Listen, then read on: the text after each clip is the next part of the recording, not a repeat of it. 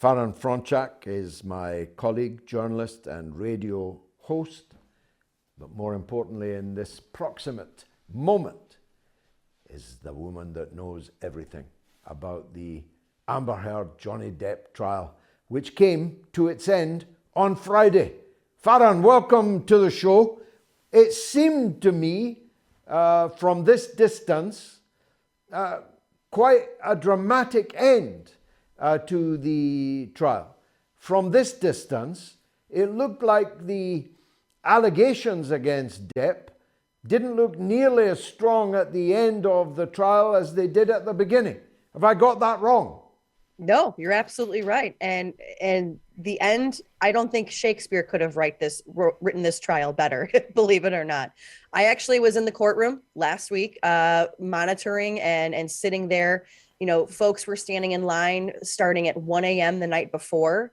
Thankfully, as a member of the media, I was able to show up there a little bit later, around like 6 or 7 o'clock in the morning. And these trial days are long. The judge actually tacked on an hour where they were going from 9 a.m. to 5:30 p.m. As you said, the jury just broke for deliberations on Friday. People were wondering if they were going to come to a verdict on Friday. They did not. So they're going to be back in the courtroom on Tuesday at 9 a.m. But George, the one part that was really, really shocking in this trial is you already had Johnny Depp and Amber Heard going on the stand against each other, basically countering whatever Johnny said. She countered it. She also countered about 16 witnesses on the Depp team, saying that they were essentially all liars. She finally, on the very last day, the last witness in true Amber Heard fashion was Amber Heard. And the cross-examination from Johnny Depp's lawyer, Camille Vasquez, was nothing short of monumental and explosive, where she basically said, so you're telling me that all of these people have lied and you're telling the truth. You had in the second to last day, you had a TMZ former field producer testify, because the big thing is who leaked these videos of Johnny Depp smashing his kitchen the morning that he found out $600 million had been embezzled from him. You find out it was Amber Heard and her team, while she's been denying this on the stand for the last 30 days in the trial. And to have this TMZ reporter come forward and actually risk going against a non-disclosure agreement, saying essentially, I got this from the source, that's why we were able to post it online so quickly, showing that she's perjured herself a number of times. And again, I don't think Shakespeare could have written a better trial. And this definitely will be made into a movie at some point down the road. 600. Most people would smash their kitchen when they found out that someone had embezzled $600 million. Even Shakespeare would have smashed up his kitchen. He would have burned down the globe. Yeah. I mean, there's obviously two camps and two sides to this story. What were the most damaging things that emerged about Johnny Depp?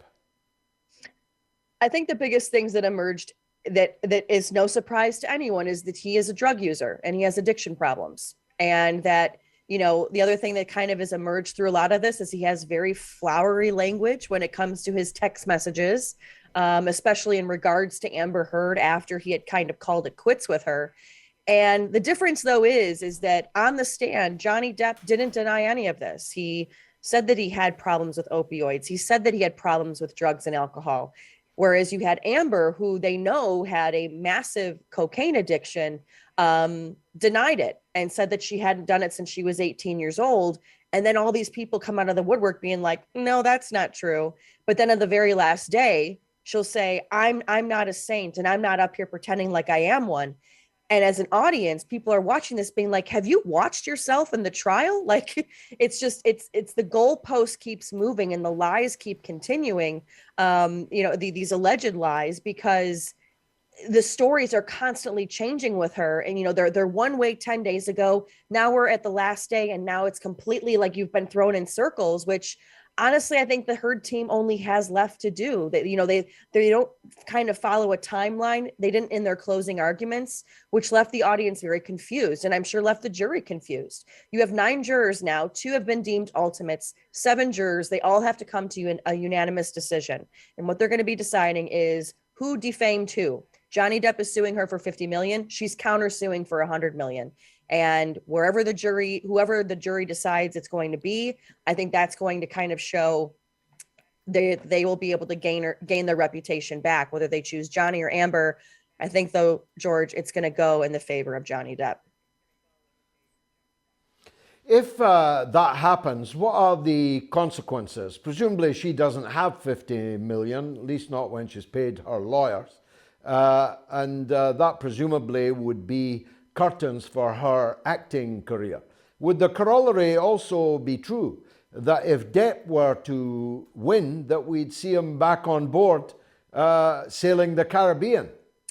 One of the things he did say is that he does not want to go back to the Pirates franchise. He said that he wouldn't even go back for 300 million and 300 alpacas, which is why, if you've been watching the trial and on Twitter, they've had alpacas outside the courthouse every day dressed as pirates. I kid you not. I mean, this is truly a spectacle. And being at the Fairfax County Courthouse myself, I mean, I was like, okay, this might be exaggerated. And then you're there and you're like, no, these people are doing this. But he said that he does not want to be back in the franchise. They're talking about Margot Robbie, not replacing him, but bringing a new character into the Pirates franchise. But you're right. If she does lose, she's not going to be able to pay that 50 million.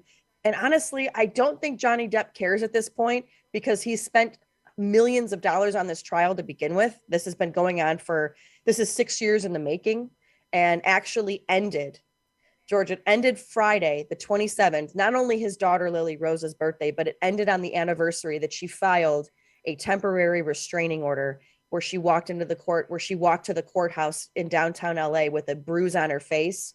And then the next day was appearing in the streets of LA with nothing on her face. So it was kind of fitting and ironic that it ended on that day. But if he wins, his next movie is a blockbuster, hands down. For her, it's going to be very hard to get work. But even if she can't pay, they'll find some way for her to pay. But I don't think at this point with Johnny, it's about the money. It's about his name and his reputation. Now, speaking of bruises, Kate Moss came to his defense. That must have been big news. Yeah. So how that all came about is Amber the first time she was on the stand, she was talking in regards to a moment that her and Johnny Depp had on the set of stairs in their penthouse with her sister, Whitney Heard, or now Whitney Enriquez. And she said that she punched Johnny in defense of her sister because she thought he was going to throw her down the stairs. And in this narrative that she was telling, she said, all I could think of was Kate Moss. If you see video, you see his lawyer, Ben Shue, kind of turn around and do like a yes. And the reason why is they couldn't bring Kate Moss as a witness unless she mentioned that incident. So the reason why he's doing that is the minute she mentioned her name, Kate Moss came in. Now, we thought that Kate Moss was going to be by video deposition, meaning this was done prior. She came on live via Zoom. Her testimony was maybe 3 minutes. They asked her strictly of what happened on the stairs. She said, we were in Jamaica. It was a rainstorm. I was walking behind Johnny. I slipped, landed on my back. He carried me into the bedroom and took care of me the rest of the evening. So it went from what Amber Heard tried to narrate as this insane, crazy live or die moment with Kate Moss. She showed it as this romantic man who helped her in her time of need. Two very different stories, which left, again, I'm sure the jurors stunned, but the audience was just as stunned, especially when they realized she was on live, not a previous deposition.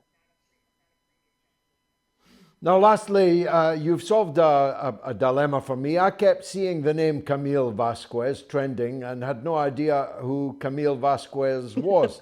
Now I learn I presume it's a he. It's a female. It's a female. Is Depp's lead law. Oh, it's a female. Camille is a female lawyer.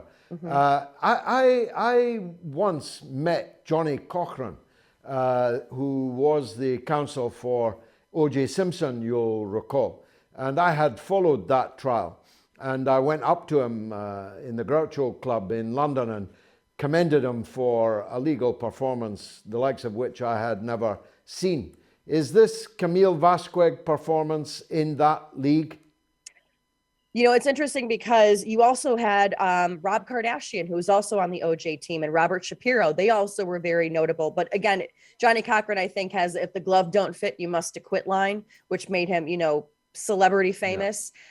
It was so funny, George. When we left the courthouse, Johnny Depp and Amber, they go out the back end of the courthouse. His lawyers go out the front end. Everyone was out there cheering with signs, trying to take pictures with them. And I was with a colleague of mine who's a lawyer. We were covering it together. And he's like, I haven't seen lawyers get this famous before. And I was like, oh, remember Johnny Cochran? And I was like, this trial is our generation's OJ trial.